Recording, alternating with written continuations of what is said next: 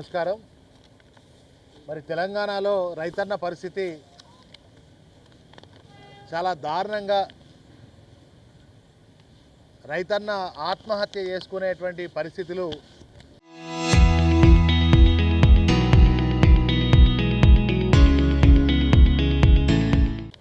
ఇప్పుడున్నటువంటి కాంగ్రెస్ ప్రభుత్వం కల్పిస్తుంది.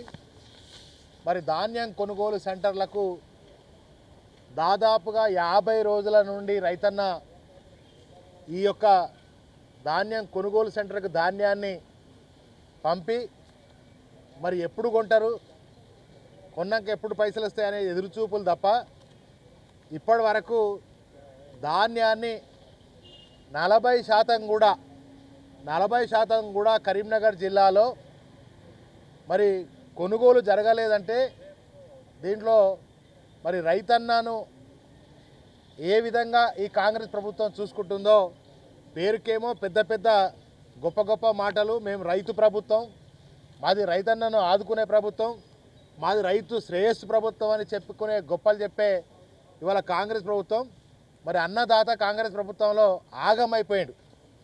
ఆత్మహత్యలు చేసుకునేటువంటి పరిస్థితి ఈ కాంగ్రెస్ ప్రభుత్వంలో దాపురించింది.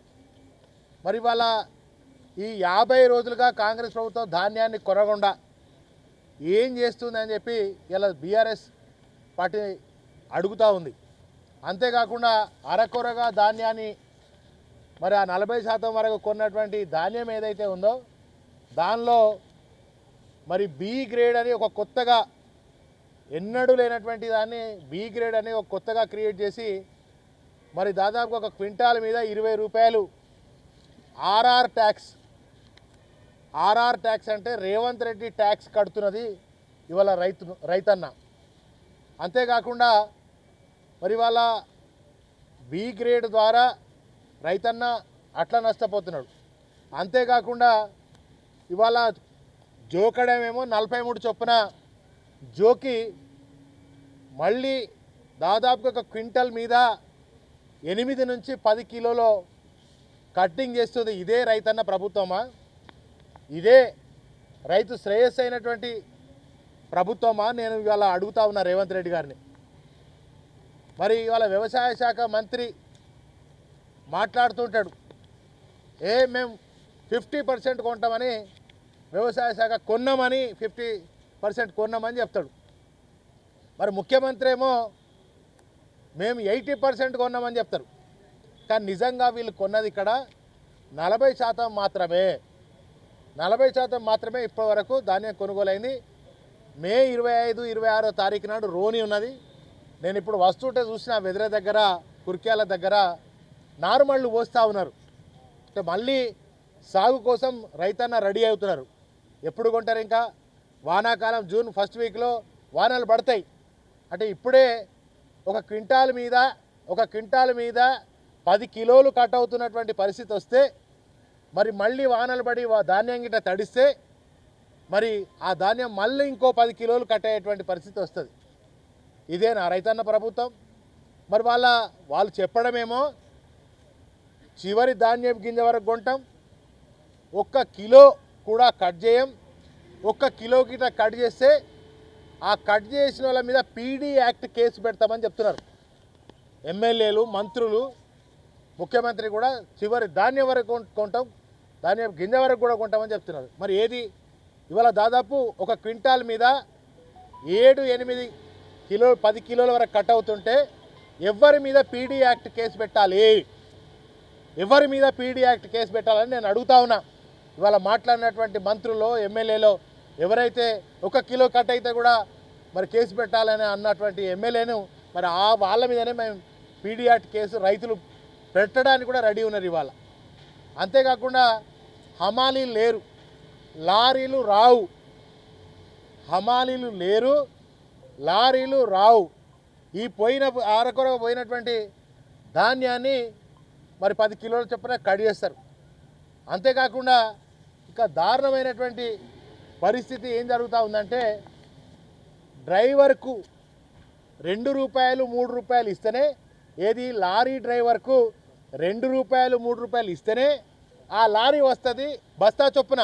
ఒక బస్తాకు 2 రూపాయలు 3 రూపాయలు ఇస్తేనే ఆ లారీ వస్తుందని చెప్పి చెప్తా ఉన్నారు. అంటే ఇంత దోపిడీ, ఇది ఇది రైతులను దోసుకునేటువంటి ప్రభుత్వం, ఇది రైతులను దోపిడీ చేసే ప్రభుత్వం, ఇది రైతుల పూర్తి కాంగ్రెస్ అంటేనే రైతు వ్యతిరేక ప్రభుత్వం ఇవాళ జరుగుతుంది. రైతు నోట్లో మట్టి కొడుతున్నటువంటి పరిస్థితి, ఇవాళ మళ్ళీ రైతన్న ఆత్మహత్య చేసుకునేటువంటి పరిస్థితిని కాంగ్రెస్ ప్రభుత్వం తీసుకొస్తున్నటువంటి పరిస్థితిని చూస్తే చాలా ఇబ్బంది అవుతుంది. ఒక దిక్కేమో మట్టి కొడుతూ ఉన్నారు, ఫుల్ మట్టి కొడుతున్నారు, వందల వేల లారీలు తెల్లందాకా పొద్దుందాకా 24 గంటలు లారీలు నడిచేదే నడుతున్నాయి. మరి మట్టి కొట్టడానికేమో లారీలు దొరుకుతాయి, ఈ రైతన్న ధాన్యాన్ని తీసుకుపోవడానికి లారీలు దొరుకుతలేవు కాంగ్రెస్ ప్రభుత్వానికి. మరి లారీలు మట్టి లారీలు నడుపుతేనేమో ఆడున్నటువంటి ఎమ్మెల్యేలకు వాళ్ళకి వీళ్ళకి కోట్ల రూపాయలు ముడుతున్నాయి కనుక వాటికి పర్మిషన్లు ఉంటాయి, వాటికి నడుస్తూనే ఉంటుంది. ఈ రైతన్నని ఎంత దోపిడీ చేస్తే మాత్రం కోట్ల రూపాయలు వస్తాయా? ఇవాళ ఎమ్మెల్యేలు ఎక్కడికక్కడ, మంత్రులు ఎక్కడికక్కడ రైసు మిల్లర్లతో కుమ్మక్కై రైతును దోపిడీ చేస్తున్నారు. కొన్ని వందల వేల కోట్ల ఇవాళ స్కామ్ నడుస్తుంది రాష్ట్ర వ్యాప్తంగా.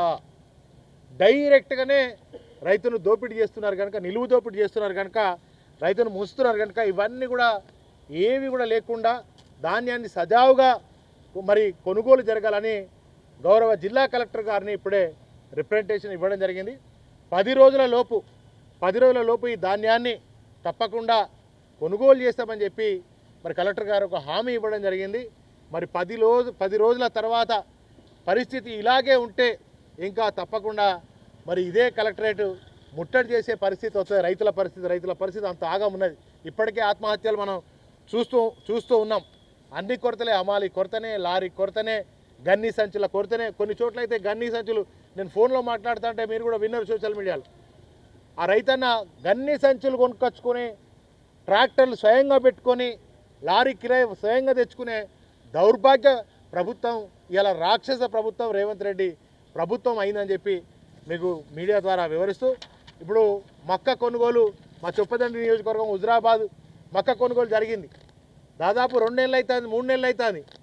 వాళ్ళు ఏమన్నారు, ఒకటే రోజులు ఇచ్చేస్తాం పైసలు, 2 రోజులలో ఇస్తాం మరి అని చెప్పి వాళ్ళు ఇవాళటి వరకు దాదాపుగా నెల రోజుల నుంచి చొప్పదండి నియోజకవర్గంలో నెల రోజుల కింద కొన్న ధాన్యాన్ని ఇప్పటి వరకు కూడా వాళ్ళకి ఒక్కరి ఖాతాలో కూడా ఒక్క పైసా కూడా పడలేదు.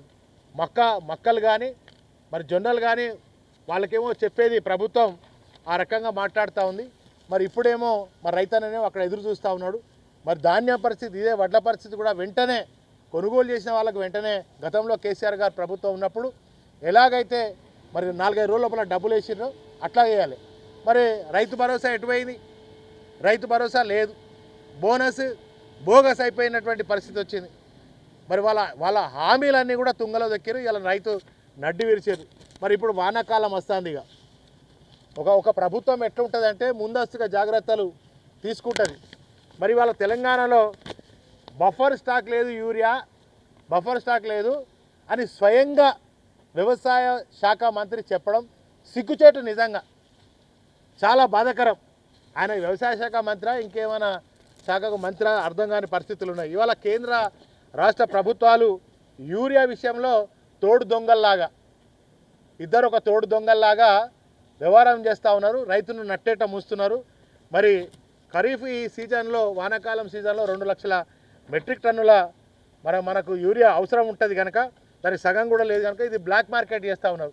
ఇక కొత్త విధానాలు చేస్తూ ఉన్నారు. పరిశ్రమలకైతే ఏదంటే అది దొరుకుతుంది, రైతన్నకు యూరియా కావాలంటే దొరికే పరిస్థితి ఈ రాష్ట్రంలో లేదు. మరి ఫెర్టిస్ అనేటువంటి ఒక యాప్ తీసుకొచ్చారు, అది అట్టర్లీ ఫ్లాప్ అయింది. మా పెద్ద ఆయన చెప్తుండే, అరే షాప్లో లేనిది యాప్లో ఏముంటుంది రాబోయే, షాప్లో లేనిది యాప్లో ఏముంటుందని మా పెద్ద ఆయన చెప్తా ఉండే. గట్లనే ఇవాళ మరి ఎరువుల పరిస్థితి కూడా దారుణమైనటువంటి పరిస్థితి ఉంది.